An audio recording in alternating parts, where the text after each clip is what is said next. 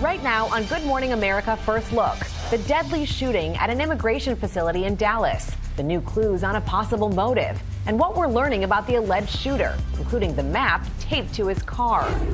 Breaking overnight, a warning about mass firings if the government shuts down next week. The deadline fast approaching. Republicans and Democrats in a standoff. One of the sticking points, health insurance premium. An urgent warning from the DEA, what agents are now saying about an opioid that's 100 times more powerful than fentanyl, and the alarming increase in overdoses. Caught on camera, a monster typhoon slams ashore. A giant sinkhole opens under a major city, and a massive effort to save this 500-pound moose trapped in a well. Plus, President Trump now demanding arrests after that escalator mishap at the UN. A potential breakthrough in the fight against a devastating brain disorder. Doctors report the first successful treatment for Huntington's disease. And the lawsuit over spooky Halloween candy not being spooky enough. What a judge has decided. From ABC News, this is Good Morning America First Look. Good Thursday morning. I'm Perry Russell. And I'm Elizabeth Schulze. We begin with the deadly shooting at that immigration facility in Texas. ICE facilities across the country are now ramping up security. The gunman opened fire from a rooftop, and now authorities are revealing the evidence at the scene, pointing to a possible motive. New details about the man authorities say opened fire on this Dallas Immigration and Customs Enforcement office, killing one detainee and injuring two others before turning the gun on himself. Rounds that were found near the suspected shooter contain messages that are anti-ICE in nature. Authorities say they found ammunition at the scene and the words anti-ICE scrawled on one of the casings. Officials say 29-year-old Joshua John specifically targeted the office. John's childhood friends telling ABC he was not overtly political when he was young, saying he was mostly interested in video games. One saying, "Josh was the least political out of all the people I knew in high school." SWAT teams early yesterday responding to reports of a man firing from a rooftop into the secure entryway as a van was transporting detainees. Police say the suspect's vehicle had a poster taped to the fender showing a map of alleged nuclear fallout. It appears to be from a book that advocates against the use of nuclear weapons. The connection to the attack is not clear. The shooting comes just 2 weeks after the killing of Charlie Kirk, where investigators also found casings with messages on them. We know this person was politically motivated. Look, just because we don't support illegal aliens, we don't want them to be executed by violent assassins engaged in political violence either. President Trump posting, "This is despicable. I'm calling on all Democrats to stop this rhetoric against ICE and America's law enforcement right now." Assaults on officers have risen dramatically since January. 1,000% more than we ever had. And it's just getting worse. And these keep getting elevated and elevated. A man was arrested at the same facility last month after threatening to detonate a bomb. And in July, armed assailants in tactical gear attacked another ICE facility in Texas, wounding an officer. ICE says agents are wearing face coverings to protect themselves from being targeted. California last week passing a bill that will ban agents from wearing masks to conceal their identity. But federal officials say they will not comply with that law. The state of California does not have the power to regulate us, and I've directed our agencies to disregard this silly bill. Mexican officials say one detainee shot yesterday is a Mexican national. They are in critical condition. Former FBI Director James Comey could soon face federal charges. Sources say federal prosecutors plan to ask a grand jury to indict Comey for allegedly lying to Congress and for obstruction. Comes just days after President Trump publicly urged the Attorney General to prosecute his political enemies, mentioning Comey by name.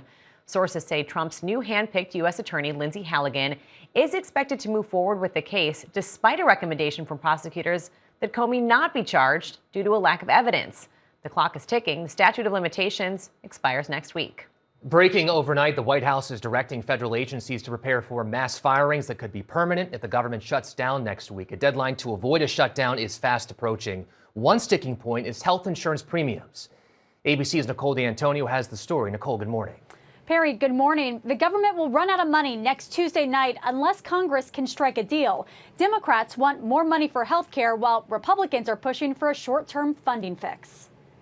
This morning, with the government shutdown looming, Democrats and Republicans are in a standoff. Democrats have drawn a line in the sand. The White House warning federal agencies that mass firings could be coming, quote, in the event Democrats decide to shut down the government. Senate Minority Leader Chuck Schumer dismissing the threat, writing, quote, Donald Trump has been firing federal workers since day one, not to govern, but to scare. This is nothing new and has nothing to do with funding the government. Republicans control the House and Senate, but funding bills require 60 Senate votes to pass, meaning at least some Democrats will have to get on board. Democrats say they won't back a funding deal without health care concessions.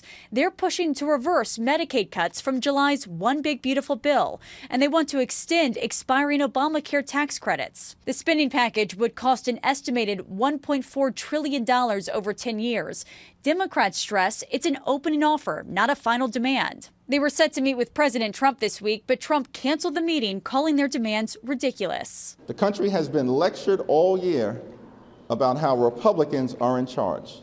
If the government shuts down, it will shut down because Donald Trump and Republicans in the House and the Senate have made that decision.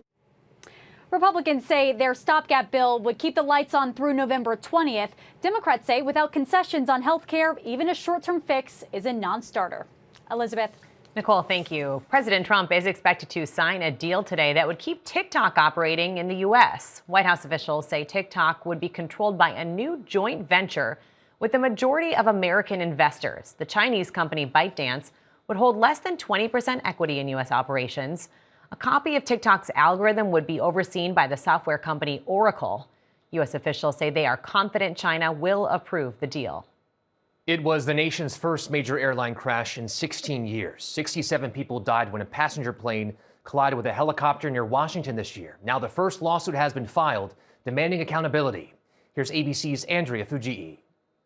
This morning, the first of what's expected to be dozens of lawsuits stemming from January's mid-air collision between a regional American Airlines jet and an Army helicopter near Washington. Because of systemic failures and reckless disregard for safety, his life, along with 66 others, was taken. The civil suit, filed on behalf of crash victim Casey Crafton, claims American and the regional carrier operating the flight, along with the FAA and the Army, were negligent. The crash of American Eagle 5342 was predictable. It was preventable. The suit claims the airlines knew of the close call dangers involving helicopter routes and failed to warn pilots. And the suit claims the FAA and air traffic control did not train or warn the pilots of the known dangers either. The FAA allowed this environment to exist, knowing that there was massive congestion. American Airlines pins responsibility on the Army helicopter, saying, as the recent NTSB investigative hearing showed, Flight 5342 was on a routine approach to DCA when the Army helicopter that was above the published helicopter route altitude collided with it. The Army not commenting on the lawsuit. The FAA says since the crash, it's changed takeoff procedures around the airport, eliminated the use of visual separation within 5 miles, and will continue to work closely with the NTSB to ensure no family has to suffer this pain again. As for the personal toll, the victim's brother read a letter from his sister-in-law, now a widow. The future we dreamed about was taken away from us. It could take 3 years for this lawsuit to play out in court. Any compensation would be determined by a judge. Elizabeth, Perry. Andrea, thank you. Doctors are reporting a possible breakthrough in the fight against a devastating brain disorder. They say they've successfully treated Huntington's disease for the first time by using gene therapy. A small trial showed the one-time procedure slowed progression of the brain disease by 75%. The results are still preliminary, and the treatment could still be years away from approval. One of the most powerful Pacific cyclones ever has killed at least 30 people in Asia. Water crashing through the lobby of this hotel in Hong Kong. 2 million people evacuating their homes in southern China. Taiwan and the Philippines were hardest hit. Let's check your Thursday forecast.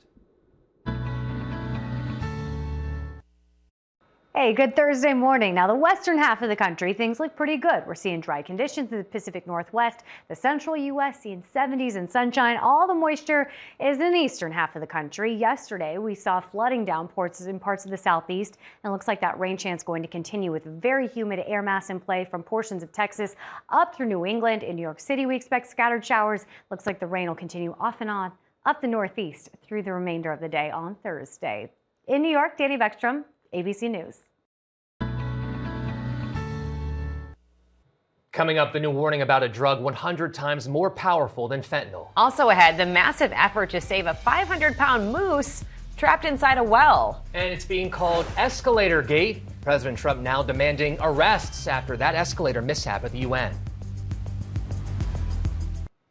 Back now with an elaborate effort to rescue a moose trapped in this abandoned well in Maine. The entire operation taking 5 hours. Wildlife experts had to sedate the moose before strapping him up and then carefully lifting him to safety using an excavator. This is a majestic, giant animal in such a precarious situation. So to be able to see everyone come together in all these different ways that they needed to was absolutely incredible. And then seeing it work out was just so satisfying and heartwarming. So the moose eventually woke up, was alert enough to stand up and then run off. An urgent warning about the spread of a drug being called fentanyl on steroids. It comes after the seizure of more than 50,000 carfentanil pills near Seattle. The drug is 10,000 times more potent than morphine and 100 times stronger than fentanyl. Cases have been reported recently in Texas, Colorado, and New England, with overdose deaths up 700% in 1 year. A tiny, tiny grain, if you will, can literally kill you. We like to say that the first time you use carfentanil is generally the last time you use carfentanil. And there's no way that you can tell that carfentanil is in a product that you're using. Carfentanil is meant to be used as a tranquilizer for large animals like elephants. We turn now to the mini scandal being called Escalator Gate. President Trump wants answers. The escalator may have stopped, but the controversy is only escalating. On Tuesday, President Trump walking up to this escalator at the United Nations, but just as he and the First Lady stepped on, the escalator came to a halt. The president and his entourage forced to walk up.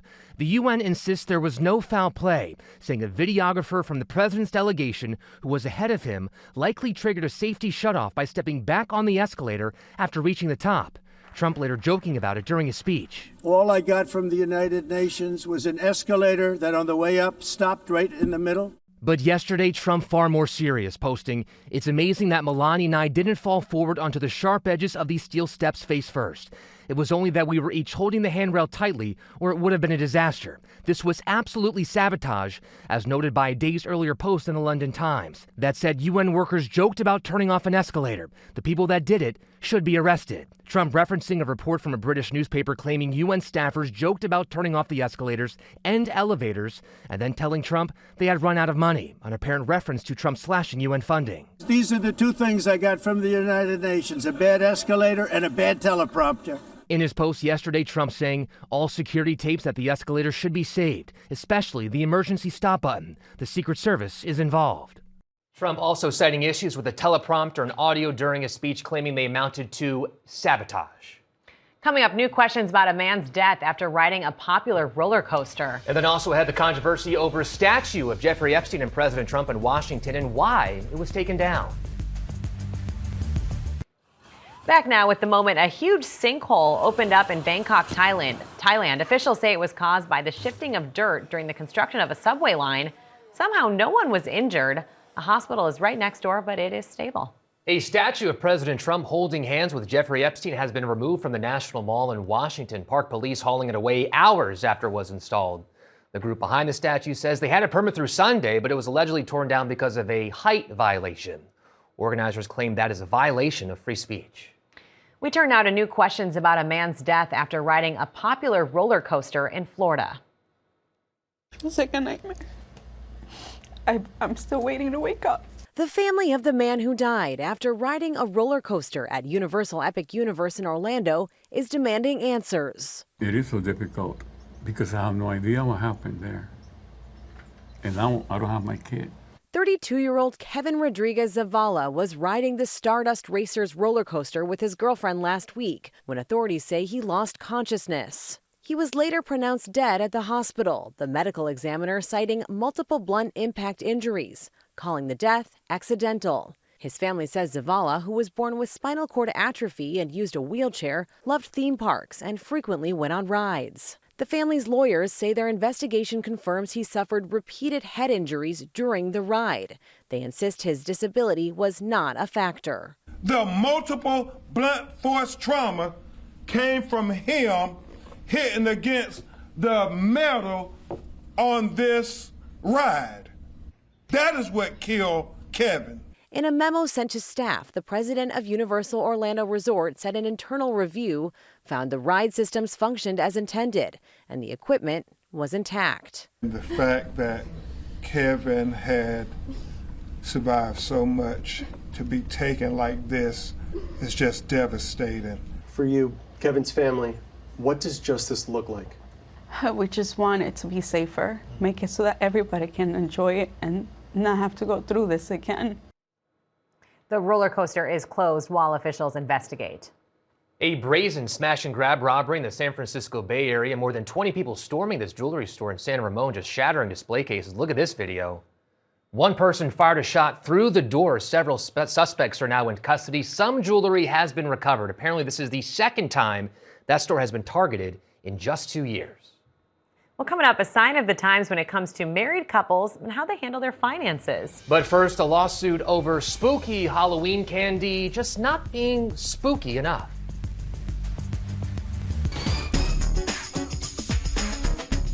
Time to check the pulse, and we begin with a legal victory for Hershey. The candy company just won a class action lawsuit. It was brought by customers claiming certain Halloween candy is not spooky enough. The plaintiffs accused Hershey of false advertising on its Reese's peanut butter pumpkins, saying the jack-o'-lantern face on the packaging does not match the chocolate. But the judge dismissed the lawsuit, saying the candy did not cause the plaintiffs any economic harm.